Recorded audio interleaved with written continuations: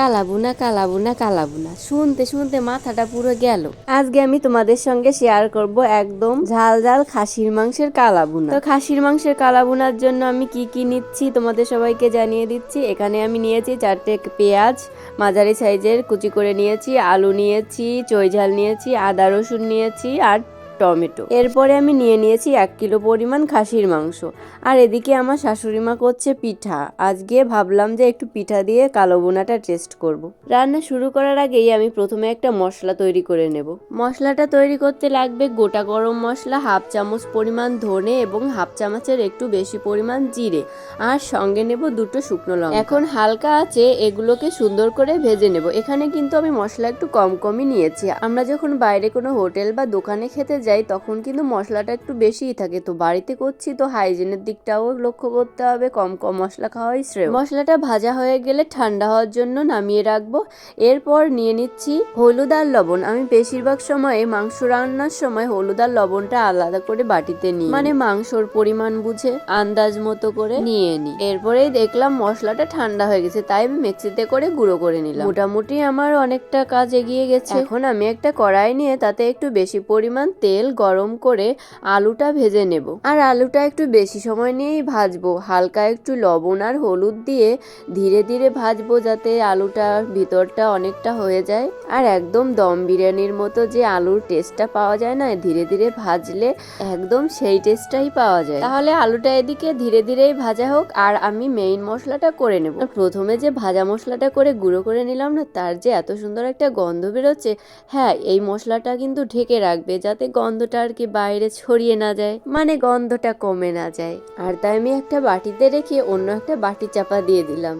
এরপর মেইন মশলাটি করার জন্য আমি আদা রসুন আর একটু পেঁয়াজ নিয়ে নিলাম, আর সাথে নেব এখন অনেকগুলো শুকনো লঙ্কা। এখানে আমি মোট 18টা শুকনো লঙ্কা নিয়েছি, একটু ঝাল ঝাল হবে তার জন্য। আর হ্যাঁ, তোমরা যে যেরকম ঝাল খেতে পছন্দ করো বা ঝাল খেতে পারো সেইভাবে তোমরা আন্দাজ মতো লঙ্কা নিয়ে নেবে। এরপরে নিয়েছি 1 টেবিল চামচের মতো জিরে গুঁড়ো।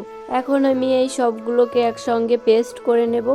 এই যে আমার পেস্ট করা হয়ে গেছে, আর এই দেখো একদম ফিনিশ হয়ে গেছে। আর হ্যাঁ, খাসির মাংসর স্বাদ বাড়ানোর জন্য আমি অন্য আরেকটা জিনিসও নিয়েছি, আগে বলেছি তো আরেকবার বলে দিই, সেটা হচ্ছে চৈঝাল। চৈঝাল কিন্তু মাংসের একটা অন্যরকম ফ্লেভার তৈরি করে ফেলে আর খুবই ভালো লাগে। আমি তো খুব পছন্দ করি। যাদের পছন্দ হয় বা যারা পছন্দ করে অবশ্যই চৈঝাল নিতে পারো। আর এদিকে আমার আলুটাও ভাজা হয়ে গেছে, তো আলুটা তুলে নিয়ে নিলাম। এরপর আলু ভাজা তেলের ভিতরেই দিয়ে দিলাম 2-3টা তেজপাতা, আর দিয়ে দিচ্ছে গোটা জিরে আর একটা শুকনো লঙ্কা। এখানে অন্য সময় আমরা যদি নর্মালি খাসির মাংস রান্না করি তখন কিন্তু আমরা গোটা গরম মশলা ব্যবহার করি বা হিং ব্যবহার করি। এখানে আমি কোনো গোটা গরম মশলা বা অন্য কিছু ব্যবহার করব না, শুধু জিরে শুকনো লঙ্কা আর তেজপাতা এই 3টে ব্যবহার করব।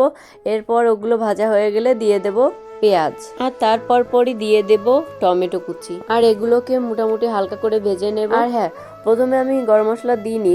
ওই টাইমে যদি গরম মশলা দেওয়া হয় ওর কিন্তু কোনো ভ্যালু থাকবে না, ওর গন্ধটা আমরা লাস্টে পাবো না, কারণ লাস্টে দেওয়ার জন্য একটা স্পেশাল মশলা আছে, সেইটার গন্ধটাই মেইন। তাই প্রথমে গোটা গরম মশলা দেওয়ার দরকার নেই। এখানে টমেটো আর পেঁয়াজ কুচি ভাজা হচ্ছিল, তার মাঝখানে আমি আবার লবণ আর হলুদ দিয়ে দিয়েছি।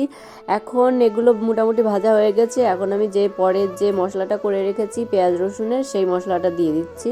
এখন এইগুলোকে খুব সুন্দর করে কষাতে হবে। প্রথমে যে মশলা করার সময় যে হালকা জল দিয়ে মশলাটা করে নিয়েছি, ওই জলটা দিয়েই মশলাটা কষানো হবে। আর কষানো হবে কি, ঢেকে ঢেকে কষালে বেশি ভালো হয়। ঢেকে ঢেকে মশলা কষালে তা খুব তাড়াতাড়ি মশলা কষানো হয়ে যায়, আর বেশি পরিমাণ জলেরও প্রয়োজন হয় না। দেখো আমি এখানে 2বার ঢেকে ঢেকে মশলা কষিয়ে নিয়েছি, মানে মাঝে তুলে আবার নাড়াচাড়া করে আবার ঢেকে দিয়েছিলাম। তো ওই যে উপরে তেলটা চলে এসেছে, তো আমার মশলাটা কষানো হয়ে গেছে। এখন আমি নাড়াচাড়া করে মাংসটা দিয়ে দেব। আর মাংস দেওয়ার পর যুদ্ধ শুরু, মানে সুন্দর করে কষাতে থাকতে হবে। নাকে নাকে কথা বলছি তো তোমাদের একটু বুঝতে অসুবিধা হতে পারে, তো একটু অ্যাডজাস্ট করে নিও, অসুস্থ তো যাই হোক। হ্যাঁ, আরেকটা কথা, যার আমার ভিডিও দেখছো, যদি আমার ভিডিও ভালো লেগে থাকে বা আমার রান্নাগুলো ভালো লেগে থাকে অবশ্যই লাইক কমেন্ট শেয়ার। আর যারা ইউটিউবে দেখছো সাবস্ক্রাইব, এবং যারা ফেসবুকে দেখছো অবশ্যই ফলো দিয়ে রাখবে, ঠিক আছে? আর এগুলো করে আমার পাশে থেকো। তো ঠিক আছে, আবার রান্নায় ফিরে আসি। এতক্ষণ তো দেখলে আমি মশলা আর মাংসটাকে খুব সুন্দর করে নাড়াচাড়া করে এক করে দিচ্ছিলাম। এরপর মাংসটাকেও কিন্তু খুব সুন্দর করে কষাতে হবে। এর জন্য মশলা যেভাবে কষিয়েছিলাম ঢেকে ঢেকে মাংসটাকেও আমি ঠিক সেইভাবেই কষাবো। 15 থেকে 20 মিনিটের মতো আমি ওই ঢেকে ঢেকে মাংসটাকে কষিয়ে নিয়েছি। আর এই দেখো মাংস থেকে তেলটা কিন্তু ছেড়ে দিয়েছে।